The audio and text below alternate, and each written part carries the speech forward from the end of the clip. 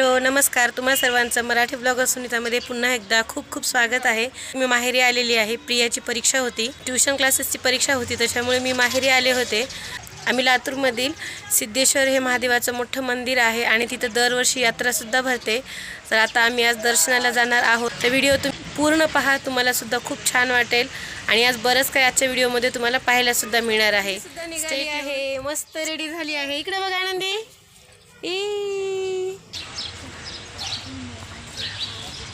आनंदी मला जागा आहे की नाही? तुका ए तुका मला जागा आहे का?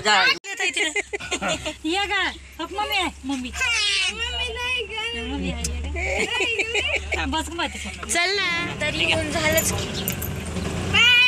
यायचं नाही तुला पिलू? तोंडाला बांधलं बघायला मजा नाही ना झालती बाय आनंदी बाय बाय मम्मा आहे का माझ्या मम्मा तोंडाकडेच बघायला मम्मी झोप येली, झोप येली बाळाला। डोळे उघडे ठेवून झोपती।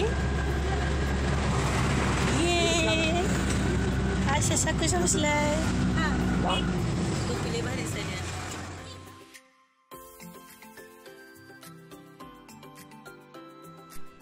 तर आता आम्ही निघालेले आहोत लातूरला सिद्धेश्वराच्या दर्शनासाठी। सर्वजण निघालोत। ऑटो माझ्या वडील चालवतात, त्याच्यामुळे घरचाच ऑटो आहे। फक्त भाऊ आला नाही, कारण तो म्हटला की आता तुम्ही जा, मी केव्हाही नंतर जाईल, त्याच्यामुळे बाकी आम्ही सर्वजण निघालो। माझी छोटी बहीण पण येणार आहे, ती इथं लातूरच्या जवळच राहते।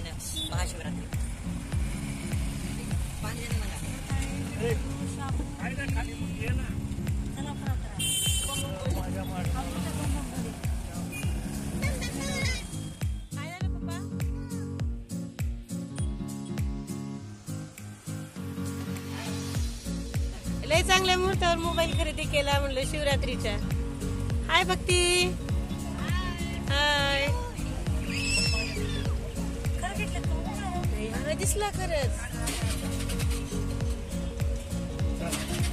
आम्ही लहान होतो तेव्हा दरवर्षी आम्ही सिद्धेश्वराच्या दर्शनासाठी जायचो, पण जेव्हा लग्न झालं तेव्हा मात्र दरवर्षी काही नाही, फक्त मला वाटतं 1 ते 2 वेळेसच मी गेलेली असेन दर्शनासाठी, कारण असं कधी योगच येत नाही की त्याच वेळेला जाण्याचा। यावर्षी प्रियाची परीक्षा होती म्हणून म्हटलं चला यावर्षी तरी आपल्याला दर्शनाचा योग आहे। तर जवळपास अर्ध्या तासानंतर आम्ही ते सिद्धेश्वर मंदिराच्या कमानीपर्यंत पोहोचलेलो आहोत। आपल्या आपल्या पप्पाकडून पैसे घ्या। प्रिया तू तुझ्या पप्पाकडून पैसे घे। अभय तू का तुझ्या पप्पाकडून पैसे घेतलेस का? तू अरे तू का मम्मीकडे म्हणते तुला यात्रेतलं काय घ्यायचं नाही का? पैसे घे ना।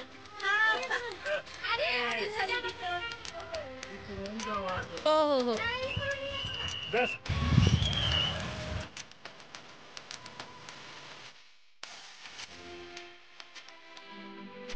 तर आता आम्ही इथे आलो, ऑटो पार्क केला आणि त्याच्यानंतर आमचे वडील म्हटले की तुम्ही जा दर्शन करून, मी नंतर जातो। आणि मग आता इथे दर्शनासाठी निघालेले आहोत।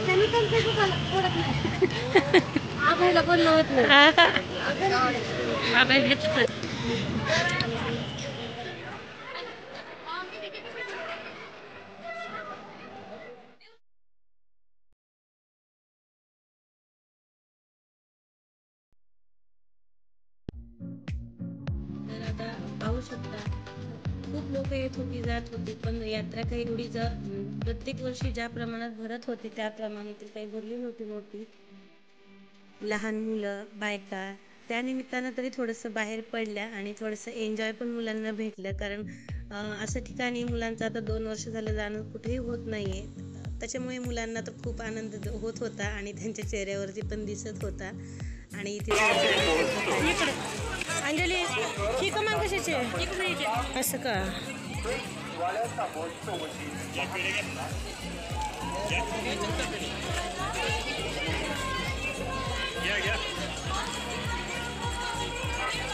प्रसाद घ्यायचा अंजली।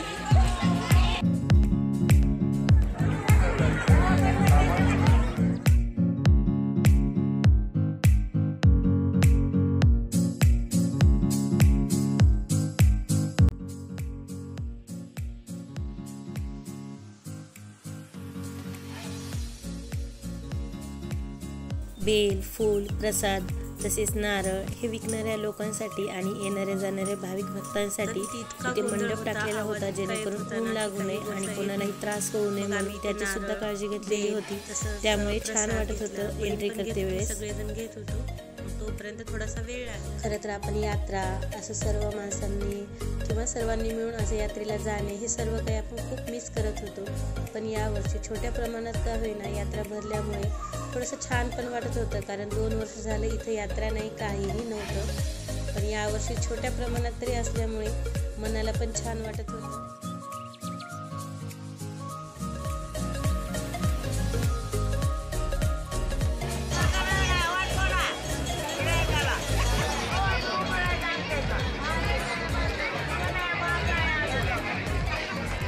किती गर्दा आणि किती आवाज होता तुम्ही पहा.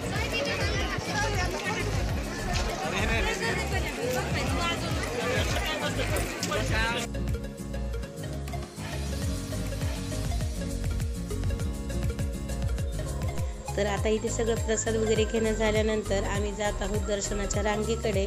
पाहूयात आता दर्शनाला किती गर्दी आहे, कशी काय सोय आहे ते. आणि आता इथं आम्ही सगळेजण मिळून निघालेले आहोत. गर्दीमध्ये लहान मुलांचा हात पकडणं तेवढंच महत्त्वाचं असतं, कारण ते कधी सोडून कोणीकडे पळतील याचा काही अंदाज नसतो. आणि इथं पहा तुकाचा हात किती जणांनी पकडला आहे. आणि हे आहे सिद्धेश्वर व रत्नेश्वर देवालयाची कमान. मेन इथूनच दरवाजा आहे, पण आज बंद होता मेन दरवाजा आणि इकडून दर्शनाची पूर्ण रांग लावलेली होती. तर आम्ही या रांगेतून आता दर्शनासाठी जात आहोत. तर दर्शनासाठी खूपच लांब रांग होती. आम्ही थोडासा 2 मिनटं उभा टाकून विचार केला की दर्शन करावं की फक्त पायरीचं दर्शन घेऊन जावं. पण म्हटलं इतक्या वर्षानंतर आपण आलेले आहोत, जाऊ द्या थोडा वेळ लागेल पण दर्शन घेऊन जाऊयात. म्हणून आम्ही 15 मिनटं रांगेत थांबला.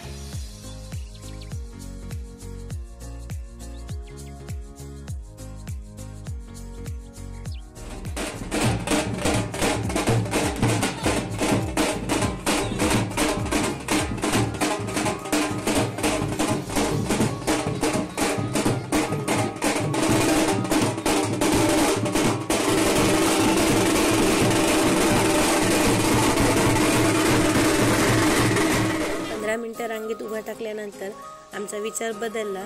मग आम्ही पास काढून दुसऱ्या रांगेनं आत दर्शनासाठी गेलं आणि तेवढ्यात कोणते तरी मंत्री आलेले होते दर्शनासाठी. मग आम्ही 100 रुपयामध्ये 3 व्यक्ती याप्रमाणे पास काढला आणि 3 व्यक्तीमध्ये आम्ही मुलींनाही सोबत घेतलं. आणि ही बाजूची जी रांग आहे ना ती 10 रुपये पासवाल्यांची आहे, ती पण खूप लांबपर्यंत रांग होती. जाऊ द्या म्हटलं 100 रुपये आणि आम्ही पास काढून मध्ये दर्शनासाठी गेलं. आतमध्ये एवढी काही गर्दी नव्हती, खुले होते, म्हणजे असं जागा वगैरे असं सुटसुटीत मोकळी होती, गरमीसुद्धा होत नव्हती. त्याच्यामुळे वाटलं बरं झालं आपण पास काढून डायरेक्ट मध्ये आलात ते. आणि बाहेर जर उभा टाकला असत तर लहान मुलांना आणखीन जास्त त्रास झाला असता. या म्हणाले आपल्याला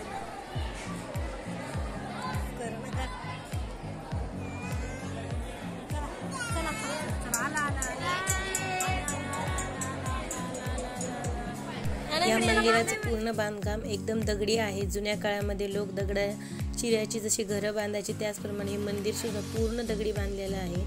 आणि बाहेर थोडेफार बदल झालेले आहेत, पण आतील मंदिर जे आहे ते जुनं जशास तसं आहे. आणि खूप छान एकदम असं प्रशस्त आहे, एवढं छोटंही नाही आहे. आणि ते जे दगड जे लावलेले होते ना ते एकदम इतके जुने आहेत की ते लोकांच्या येण्या जाण्याच्या गर्दीमुळे ते एकदम काळे गुळगुळीत झालेले आहेत. पाहू शकता खूप गर्दी होती, पण त्याचं नियोजन पण केलेलं होतं, पोलीस पण होते, त्याच्यामुळे काही तिथं गोंधळ झालेला नाही. तर या गर्दीमध्ये दर्शनाच्या वेळी आमच्यासोबत अंजली नाही आहे, कारण जे लहान मुलं घेऊन जे आई आलेले होत्या त्यांना डायरेक्ट दर्शनासाठी पाठवत होते. त्याच्यामुळे या गर्दीमध्ये ती इथं कुठेही नव्हती, फक्त आम्हीच होतो. आणि इथं लोक बरेच आपली नवस फेडण्यासाठी किंवा आपल्या मनातील काही इच्छा बोललेल्या असतील, संकल्प असतील, ते पूर्ण झाल्यानंतर जसं येतात ना बोललेलं पूर्ण करण्यासाठी, तसे बरेच जण आलेले होते. आणि आता आमच्या दर्शनासाठी नंबर आलेला आहे. ओम नमः शिवाय, ओम नमः शिवाय, हर हर भोले नमः शिवाय.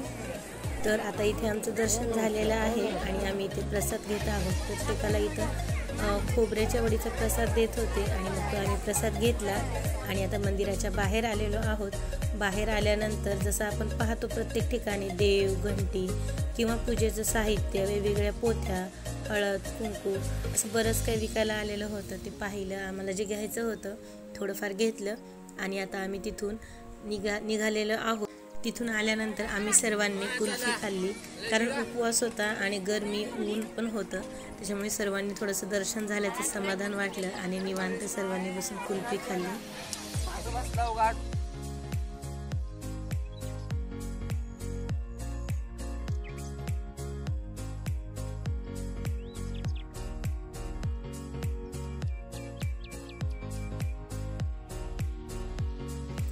आणि इथं पहा तुका कशा उड्या मारत आहे. ते 2 वर्ष अगोदर तो लहान होता, त्याच्यामुळे त्याला ही काही सर्व पहिल्यांदाच पाहत आहे किंवा खेळत आहे, त्याच्यामुळे त्याला खूप छान वाटत आहे.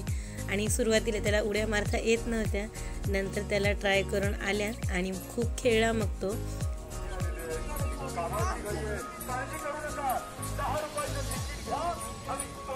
कोरोनाच्या अगोदर ही यात्रा इतकी मोठी असायची ना की थोडीसुद्धा अशी रिकामी जागा राहायची नाही, पूर्ण अगदी भरलेली असायची.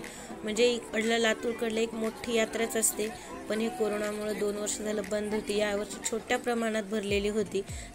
त्यातील बरंच काही फक्त लहान मुलांसाठीच होतं, जसं खेळणी, छोटी छोटी घोडागाडी किंवा छोटे छोटे राहतपाळणे, असं छोट्या मुलांसाठीच होतं. त्यात आपल्या मोठ्यांचं काही तिथं म्हणजे घेण्यासारखं नव्हतं आणि प्रियाने, भक्तीने तर काहीही घेतलं नाही. आणि खायचं म्हटलं तर त्या दिवशी शिवरात्री होतं, उपवास होता, म्हणून त्यांनी काही खाल्लंही नाही. म्हणजे पैसे खर्च करता आले नाहीत त्यांना त्या दिवशी दिलेले असूनसुद्धा. मग मला जास्त करून इथे विशेष वाटल्या त्या म्हणजे मूर्ती सगळ्यात जास्त आवडल्या. आणि पाहू शकता किती छान आहेत ती. छत्रपती शिवाजी महाराजांची असो, विठ्ठल रुक्माईची असो किंवा कृष्णाची असो, सगळ्यात इतक्या छान होत्या ना की असं वाटत होतं 3-4 घ्याव्यात. जसं आपल्याला असतं ना शोसाठी ठेवायचं किंवा महालक्ष्मीच्या पुढे, खूप घ्यावं वाटत होतं. पण आपण इतक्या लांब कसं आणणार, आणि आणते वेळेस जर तडा गेला किंवा काही झालं तर मग ते आपल्याला नाही छान वाटत. त्याच्यामुळे खूप घ्यायची इच्छा होती, मग तरी पण मोह आवरला नाही. एक घेतली छत्रपती शिवाजी महाराजांची मूर्ती, खूप आवडली मला. यावर्षी शिवजयंतीला नाही भेटली इथे, मी कशा प्रकारे केली तुम्ही नक्कीच पाहिला असेल. तर त्यामुळे मी एक मूर्ती घेतली शिवरायांची आणि जपून आणली, व्यवस्थित आली सुद्धा. आणि त्याच्यानंतर आम्ही आलोत. जसं तुका आता शाळेत जाणार आहे ना, त्याच्यासाठी थोडंफार काही जे चार्ट असतात ते घ्यायचे म्हणत होती अंजली. त्याच्यामुळे मग आम्ही घेतले, 5-6 चार्ट घेतले आणि आनंदीसाठी पण थोडंफार घेतलं. आणि तेच होती यात्रा म्हणजे काय असतं, लहान मुलांची खरेदी, मज्जा, मस्ती. आणि हे पहा स्विमिंग पूलसुद्धा कसं छोट्या मुलांचाच आहे. आणि हे राहतपाळणेसुद्धा खेडेगावातली छोटी यात्रा असते ना त्या स्वरूपातच होती. नाहीतर आतापर्यंत अशी यात्रा लातूरची कधीही नव्हती मी पाहिलेली, तर खूपच मोठी असते. आणि हे दुपारच्या वेळी तर याच्यामध्ये कोणीही बसलेलं नव्हतं, कारण उन्हामुळे ते पोळत होतं. रात्रीच्या वेळेस कोणी येत असेल तर बसत असतील. तर आता आमचं फिरून झालेलं आहे आणि आता आम्ही जात आहोत फराळ करण्यासाठी, कारण सर्वांनाच खूप भूक लागलेली होती आणि सगळे पुढे गेले, मी मागच राहिलेली होते. अरे मला येऊ द्या.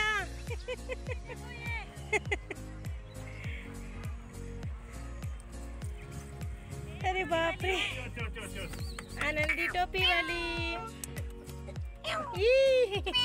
बोचरे. किती लाल लाल टोपी भारी दिसली पिवळ्या ड्रेसवर. कुठे दादा? भूक लागली मला. आनंदी तू टोपी घेतली? झाली. बसा माझ्या.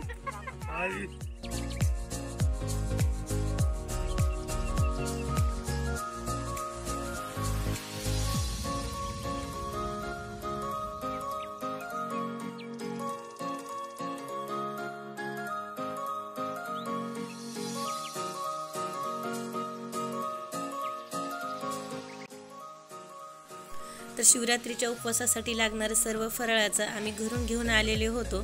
मग मस्तपैकी झाडाच्या सावलीखाली शेतामध्ये बसून मस्त छान असा फराळ केला. आणि इथं आहे माझे वडील आहेत, भाऊजी आहेत, तसेच माझी छोटी बहीण आहे, भक्ती आहे, ऋषी आहे आणि बाकी आम्ही सगळेजण, आनंदी, तुका, अंजली असं सर्वजण मिळून मस्तपैकी आम्ही फराळ केला. आणि खूप छान पण वाटलं, दर्शन झाल्याचं समाधान सुद्धा वाटलं. कुठे बसली आनंदी तू? आनंदी मामा गवे मामा कशी मन बरं मामा मन करा बाया. मामा पशी बसली आनंदी. मस्त बसते पण तुमच्याजवळ. मामा लयच खुश आहे. अय तू का तू बस ना बाबाच्या मांडीवर.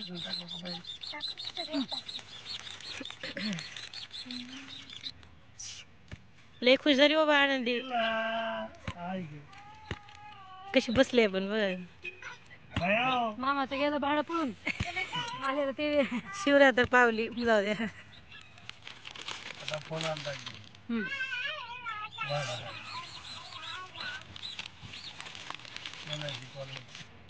लय खुश झाली बाबा आनंदी.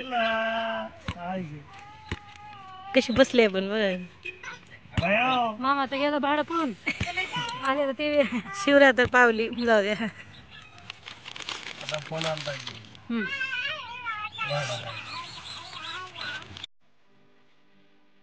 थोडा वेळ निवांत बसून आम्ही सर्वजण घरी निघालोत. वडिलांच्या ऑटोमध्ये काही जण बसले आणि काही जण भाऊजीच्या ऑटोमध्ये. आणि आता आम्ही इथून सर्वजण घरी जात आहोत. आणि तुम्हाला सिद्धेश्वरची यात्रा कशी वाटली मला कमेंट करून सांगायला विसरू नका. व्हिडिओ आवडला असेल तर लाईक करा, शेअर करा आणि चॅनलवरती जर नवीन असाल तर सबस्क्राईब करायला विसरू नका. पुन्हा भेटत आपण अशाच एका छानशा नवीन व्हिडिओमध्ये. व्हिडिओ पाहिल्याबद्दल खूप खूप धन्यवाद. जय जिजाऊ, जय शिवराय.